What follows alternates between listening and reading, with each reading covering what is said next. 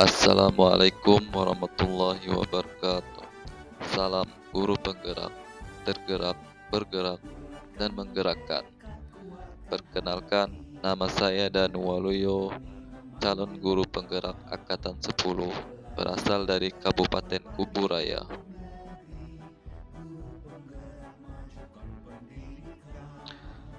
Dalam video kali ini, saya akan membahas modul 2.3 koneksi antar materi coaching dalam supervisi akademik.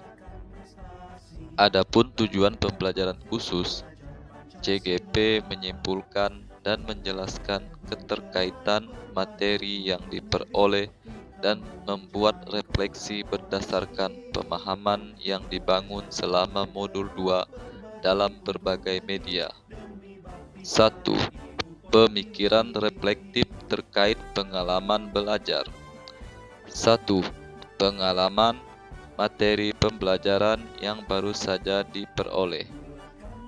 Dalam modul 2.3 coaching untuk supervisi akademik, saya belajar tentang penerapan teknik coaching dalam supervisi untuk memberdayakan guru dan mendorong mereka mencapai potensi maksimalnya. Pendekatan yang digunakan adalah coaching yang memiliki 3 prinsip utama, yaitu kemitraan, proses kreatif, dan memaksimalkan potensi. Kompetensi inti yang harus dimiliki dalam coaching meliputi present, kehadiran penuh, mendengarkan aktif, dan mengajukan pertanyaan berbobot.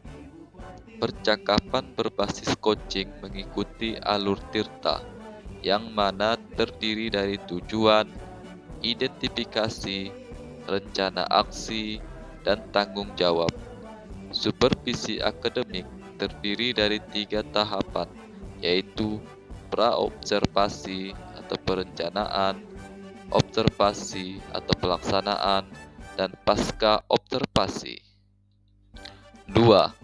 Emosi-emosi yang dirasakan terkait pengalaman belajar. Pertama-tama, saya merasa kurang percaya diri dan ada sedikit takut karena belum memahami alur percakapan coaching. Namun, setelah mempelajari teknik-teknik coaching, saya merasa percaya diri untuk menerapkan pendekatan coaching dalam supervisi. Selain itu, saya juga merasa optimis mampu mengaplikasikannya di sekolah tempat saya mengajar. 3. Apa yang sudah baik berkaitan dengan keterlibatan dirinya dalam proses belajar. Saya telah berhasil menerapkan beberapa teknik coaching saat mempraktikkannya, baik dalam ruang kolaborasi maupun demonstrasi konseptual dengan menggunakan alur Tirta dan prinsip coaching, baik saat saya berperan sebagai coach, coachee, ataupun sebagai pengamat atau observer. 4. Apa yang perlu diperbaiki terkait dengan keterlibatan dirinya dalam proses belajar? Yang perlu diperbaiki adalah kemampuan dalam mengajukan pertanyaan berbobot agar dapat menggali informasi permasalahan pada diri coachee sehingga dapat menemukan solusi atas permasalahan yang dihadapinya. 5. Keterkaitan terhadap kompetensi dan kematangan diri pribadi. Materi ini sangat relevan dengan kompetensi saya sebagai pendidik dan pemimpin pembelajaran.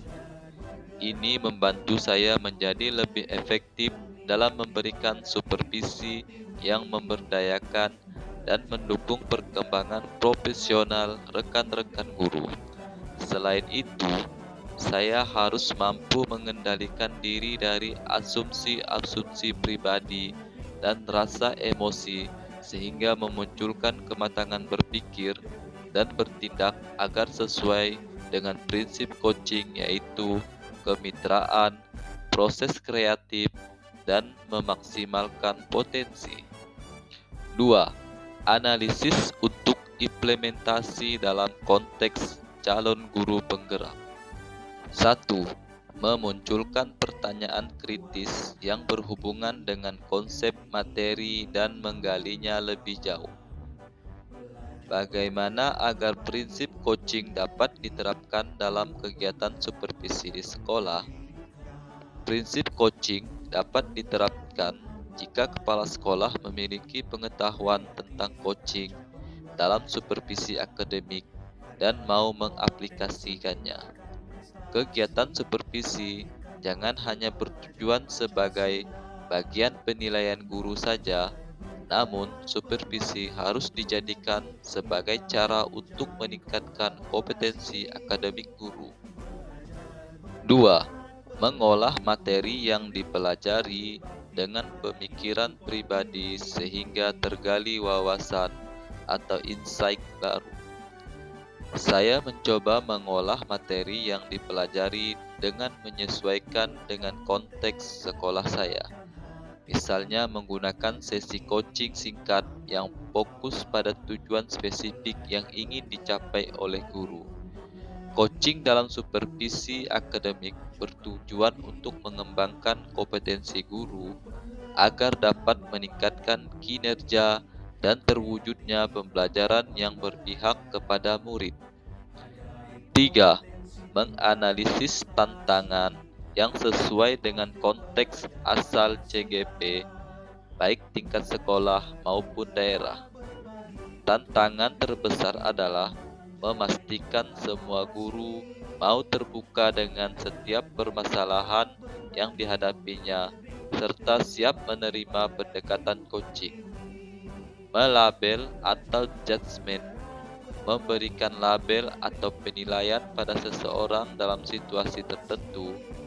Memberi label atau penilaian bisa terjadi sebelum dan pada saat coaching dilakukan merupakan tantangan yang akan dihadapi. 4. Memunculkan alternatif solusi terhadap tantangan yang diidentifikasi.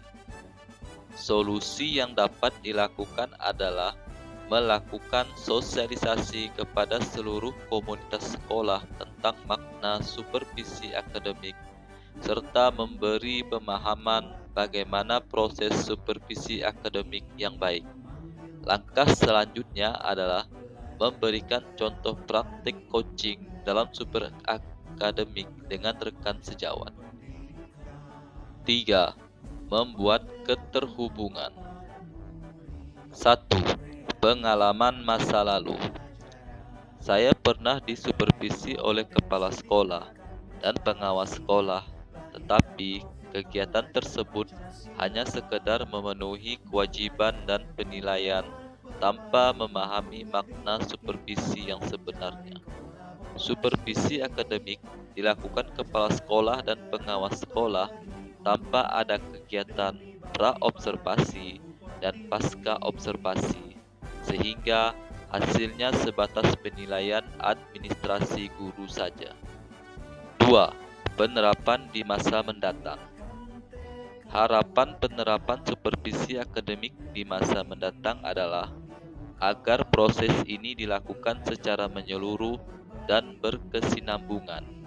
Adanya tahap pra-observasi, observasi, dan pasca-observasi dengan pendekatan coaching yang berfokus pada kemitraan, proses kreatif, dan memaksimalkan potensi. Diharapkan supervisi dapat memberikan dampak positif yang nyata bagi pengembangan kompetensi guru. Melalui supervisi yang bermakna, guru akan mendapatkan umpan balik yang konstruktif dan relevan, sehingga dapat terus meningkatkan kualitas pembelajaran yang berpihak kepada murid. 3. Konsep atau praktik baik yang dilakukan dari modul lain yang telah dipelajari. Modul 2.1. Dalam pembelajaran berdiferensiasi, murid dikelompokkan berdasarkan kebutuhan belajarnya agar dapat memaksimalkan potensi yang dimiliki. Begitu pula dengan praktik coaching yang harus memaksimalkan koci agar dapat menemukan sendiri solusi atas permasalahan yang dihadapinya. Adapun modul 2.2, dalam pembelajaran sosial emosional terdapat teknik stop dan mindfulness yang dilakukan untuk membuat suasana menjadi lebih kondusif. Saat melakukan coaching, coach harus menerapkan teknik tersebut agar dapat fokus dan terwujud kehadiran penuh saat melakukan proses coaching. 3. Informasi yang didapat dari orang atau sumber lain di luar bahan ajar PGP.